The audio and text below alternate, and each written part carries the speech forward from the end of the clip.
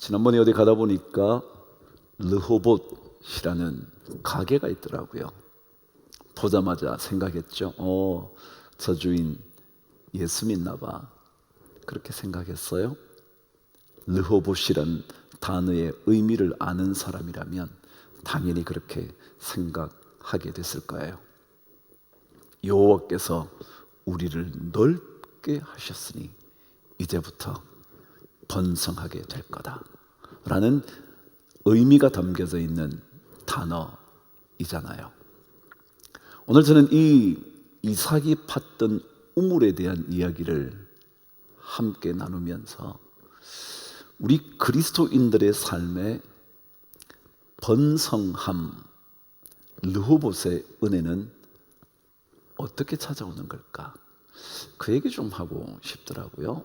물론 번성함이라는 의미 앞서 우리의 인생이 넓어지는, 원래 르호봇이라는 말은 널찍한 공간이라는 뜻이에요. 그래서 영어로 말하면 enough space예요. 충분한 공간이라는 뜻이죠. 혹은 broad space예요. 더 쉽게 얘기하면 open space죠.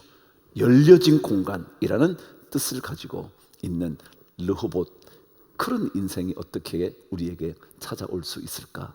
여러분과 나누어 보고 싶은 거죠. 세상에는 세 부류의 사람들이 존재한다 그럽니다.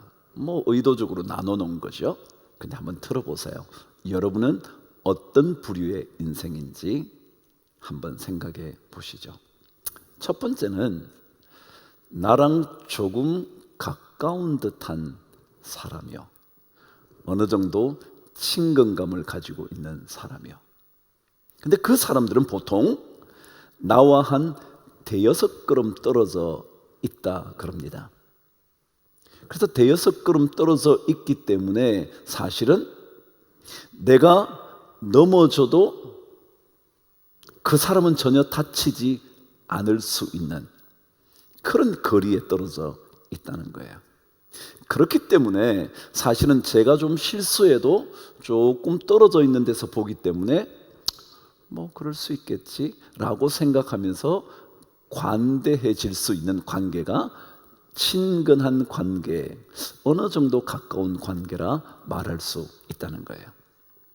그런데 또 다른 관계는 나를 사랑하는 사람들, 그런 부류가 있다는 거예요. 나를 사랑하는 사람들이요. 그 사람은 걸음수로 말하자면 나와 한 걸음 정도가 떨어져 있대요. 그러니까 어느 정도 사랑하는데도 공간이 좀 필요하잖아요. 그래서 어느 정도 떨어져 있는데 그 한 걸음 정도 떨어져 있어서, 그 대신 한 걸음 정도 뛰어 있어서 어느 정도의 자유함이 있기는 하지만 내가 넘어지면 그 사람도 어쩌면 함께 넘어져서 다칠 수 있어요. 그게 사랑하는 사람이죠. 심지어 내가 넘어질 때 나를 붙잡아 줄 수도 있어요. 어쩌면 붙잡다가 같이 넘어질 수도 있지만 그럼에도 불구하고 내가 넘어질 때 손을 내밀어 잡아줄 수 있는 사람이 사랑하는 사람들이라는 거예요. 그리고는 넘어졌을 때 함께 부축하며 일어날 수 있는 사람이 사랑하는 사람이래요. 여러분, 그런 사람 여러분에게 있나요? 아니면 여러분이 누군가에게 그런 사람인가요? 근데 세 번째 부류는 어떤 사람일 것 같으세요? 여러분과 저를 미워하는 사람이요. 근데 이 사람의 특징을 어떻게 기록하고 있느냐면 이렇게 기록하고 있어요. 그 나를 미워하는 사람은 나와 등을 딱 붙이고 밀착되어 있는 사람이래요. 등을 붙이고 있는 거예요. 붙어 있다는 거예요. 왜냐고요? 딱 달라붙어서 내가 숨 쉬고 있는 숨소리까지 듣고 있다가 무언가 잘못된 거 있으면 그대로 발견해서 공격하기 위해서 나에게 딱 붙어 있다는 거예요. 우리 어떤 사람일까요? 그 사람의 숨소리까지 낚아채면서 그 사람이 저럴 거야, 이럴 거야, 이랬어, 저랬어, 그런 사람일까요? 오늘 말씀은 이삭의 목자들과 블레셋 지역의 사람들, 그랄 사람들이, 목자들이 서로 다투는 이야기가 담겨져 있고, 그곳에서 이삭이 어떻게 결정을 내리느냐, 그 얘기가 기록되어 있습니다. 이삭은 블레셋 지역 땅에 살면서 농사를 지었는데 100배나 수확을 얻어서 거부가 됐다는 겁니다. 거부가 되고 났더니 그들을 시기하는 블레셋 사람들이 그들이 더 이상 이곳에 머무르지 못하게 쫓아내려고 하고 있었다는 거예요. 어쨌거나 어느 날 우물을 팠어요. 우물을 팠더니 그 우물이라는 것은 유목민들에게, 특별히 가축을 먹이며 그들로 인하여 생계를 이끌어가는 사람에게는 이 물의 근원이 너무 중요하기 때문에 이 물 근원 때문에 그들이 싸우기도 자주 했다는 거죠. 더더욱이 물이 있다면 그 근처가 당연히 목초지일 가능성이 많을 테니까 말이죠. 그래서 넉넉한 꼴을 먹일 수 있는 그런 곳이 발견되자 그랄 목자들이 이삭의 목자들과 함께 다투기 시작을 하는 겁니다. 그래서 다투기 시작하자 이삭이 그 자리를 피해가서 또다시 우물 하나를 팝니다. 근데 거기도 좋은 물 근원이라는 사실을 발견하게 된 그랄 목자들이 또다시 와서 싸우며 그곳을 빼앗아 가버립니다. 그래서 또다시 피하여 이삭이 다른 곳으로가 우물을 팠습니다. 2개의 샘 근원을 발견했던, 그리고 빼앗았던 그 사람들이 더 이상은 필요하지 않았는지 그곳에선 다툼이 없어 르호봇이라 이름했다, 그 내용입니다. 제가 오늘 여러분과 함께 이 이삭의 모습을 보면서 르호봇의 인생이 되는 비결 함께 나누어 볼 거예요. 자, 첫 번째,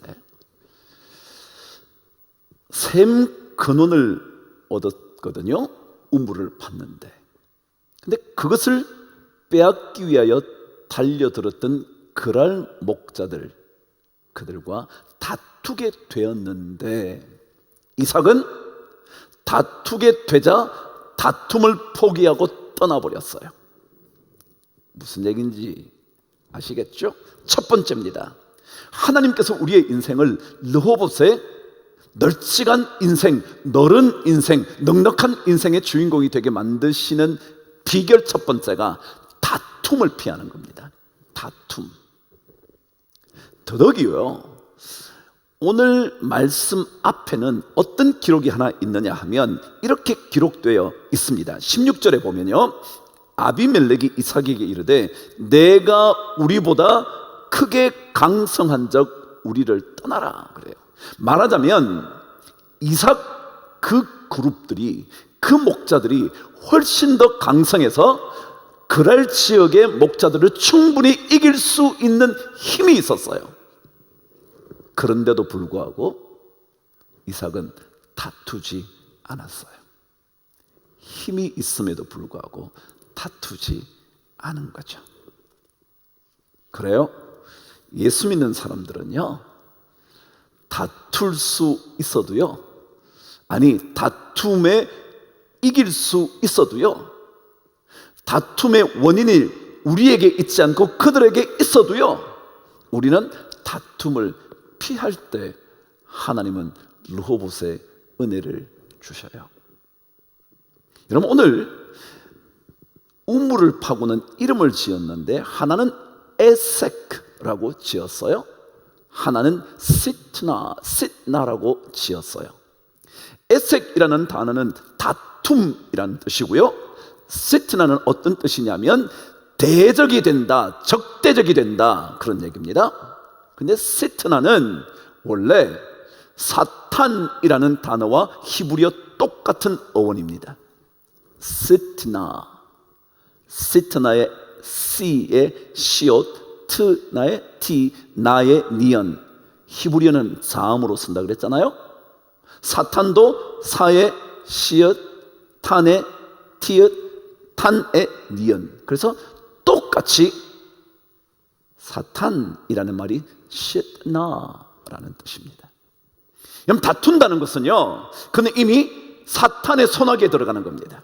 사탄은 끊임없이 우리로 하여금 다투게 만듭니다.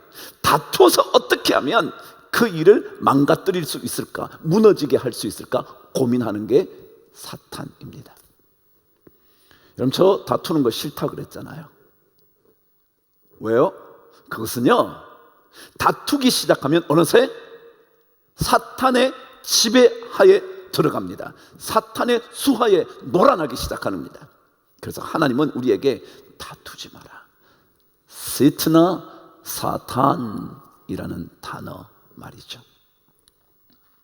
그래서 잠언 20장 3절에는 이런 말씀이 기록되어 있습니다. 한번 찾아보시겠습니까? 잠언 시작.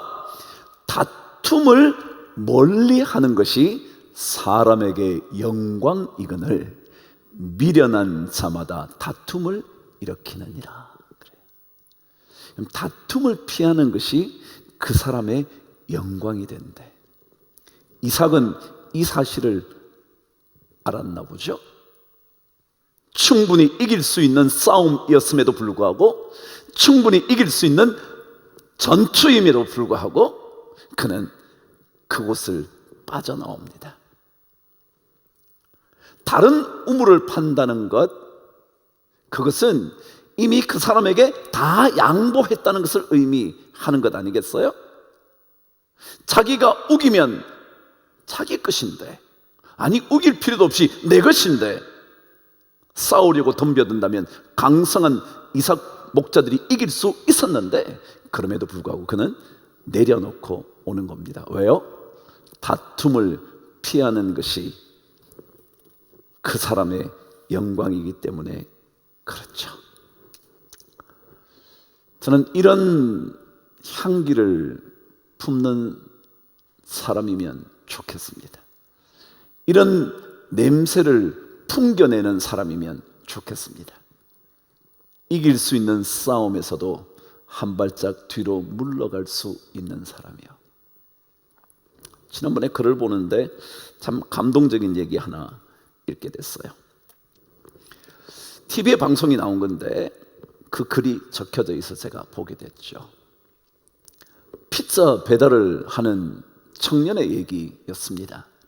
그는 병든 아버지와 동생을 책임지느라 피자를 배달하는 청년이었죠. 무슨 이유였는지 그 청년을 만나서 인터뷰를 하게 됐는데 그에게 물은 겁니다. 혹시 당신의 꿈이 뭔가요? 그랬더니 그 청년이 이렇게 대답을 했다는 거예요. 저는 좋은 냄새가 나는 가정을 갖고 싶습니다. 좋은 냄새가 나는 가정을 갖고 싶습니다. 그러더래요. 조금 뜬금없잖아요. 좋은 냄새가 나는 가정이라니. 근데 그가 이렇게 말합니다. 제가 겨울철에 오토바이를 타고 피자를 배달하면 살을 애는 듯한 추위를 경험하지요. 그러고는 피자 배달을 위하여 어느 집 현관 안으로 들어가면 온몸이 녹아내리는 듯한 경험을 하죠. 그런데 그 집에, 어떤 집에 들어갈 때마다 그 집에 독특한 냄새가 있어요. 그 집이 비싼 집이든 큰 집이든 작은 집이든, 그 집 안에 가구들이 값진 것이든 값지지 않은 것이든 그 집만의 독특한 냄새가 있습니다. 어떤 집은 들어서면 아늑하고 따뜻한 사랑의 냄새가 풍겨나는 집이 있는가 하면 아무리 큰 집인데도 불구하고 이상하게도 냉랭하거나 무언가 서먹서먹한 냄새가 나는 집이 있습니다. 아늑한 냄새가 나는 집에 들었으면 정말 추운 바깥으로 나오고 싶지 않지요. 저도 훗날 그런 가정을 꾸미고 싶습니다. 참 멋진 청년 아닌가요? 아니, 우리 꿈이 그런 거 아닌가요? 더 많은 것을 차지하기 위하여 그래서 싸움을 벌인다고요? 더 좋은 것을 차지하기 위하여 절대로 물러서지 않는다고요? 아니요. 조금 내놓으세요. 조금 뒤로 물러서세요. 왜냐고요? 다툼을 피하면 영광이 오고요, 그것이 얼마나 아름다운 향기가 되는지 모르거든요. 이삭은 다툼을 피하는 길을 선택했어요. 마치 아브라함과 롯의 목자들이 다툴 때 아브라함이 선택했던 것처럼 말이죠. 그래야 하나님께서 그들을, 뒤로 물러서는 그들을, 다툼을 피하는 그들에게 하나님은 복을 내리시거든요. 싸움을 피하는 사람은 복이 있는 사람이에요. 제가 지난번에 보니까 치매 예방하는 얘기가 나오더라고요. 자주 웃으라 그러더라고요. 자주 웃으래요. 웃으세요. 다툼은요, 웃음을 빼앗아가요. 얼마나 고통스러운지 몰라요? 다투기 시작하면 내 안에 기쁨이 완전히 사라져요.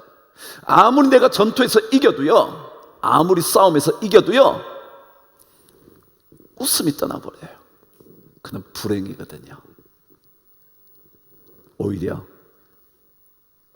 웃으면서 내어놓으세요. 왜냐하면 하나님은 그들에게 반드시 르호봇의 은혜를 준비하고 계시거든요. 두 번째예요. 이런 르호봇의 은혜를 경험하려면 두 번째가 뭐냐 하면, 오늘 말씀에 의하면 첫 번째 우물을 팠는데 빼앗기다시피 떠났고, 두 번째도 팠는데 또 빼앗기다시피 지났고, 세 번째까지 팠다, 그렇게 돼 있어요. 여러분, 하나님께서 우리에게 르호봇의 은혜를 주시려고 할 때 우리에게 요청하는 것은요, 남들보다 더 많은 수고를 하기로 작정하는 거예요. 한번 생각해 보세요. 우물을 판다는 것은요, 쉽게 팔 수 있는 것만 아니에요. 도구들이 그리 많지 않았던 그 시대는 우물 파서 물이 깊은 데서 나오게 하는 게 쉽지 않단 말이죠. 더더욱이 오늘 말씀에 의하면 샘 근원을 얻었다 그랬거든요. 그러려면 깊이 파야 되거든요. 그러면 그 우물을 파는 동안 그들은 이미 삶의 환경을 그 주변으로 다 만들어 놨어요. 근데 그걸 실컷 다 파서 물이 드디어 철철철철 흘러 넘치는데 떠난다고 한번 생각해 보세요. 그럼 또다시 다른 곳에 가서 모든 정착의 과정을 또 시작해야 돼요. 그런데 또다시 빼앗겨요. 또다시 갔어야 해요. 또다시 팠어야 돼요.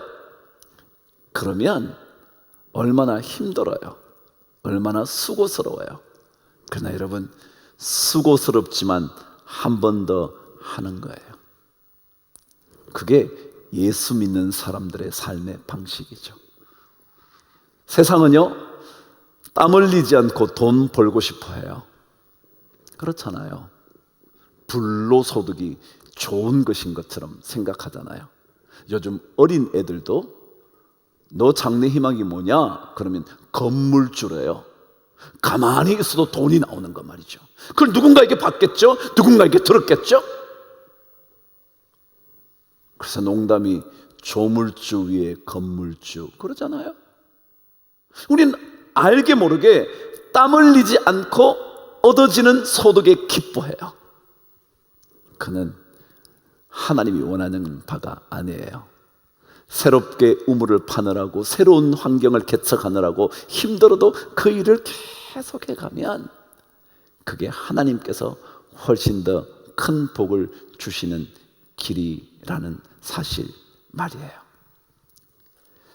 여러분, 그런 수고의 땀을 흘릴 각오가 되어 있으신가요?